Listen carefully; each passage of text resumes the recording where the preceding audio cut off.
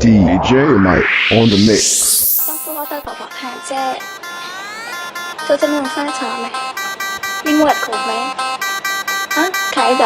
khải bỏ khuôn anh mình được muối đây đây Con khmai5.com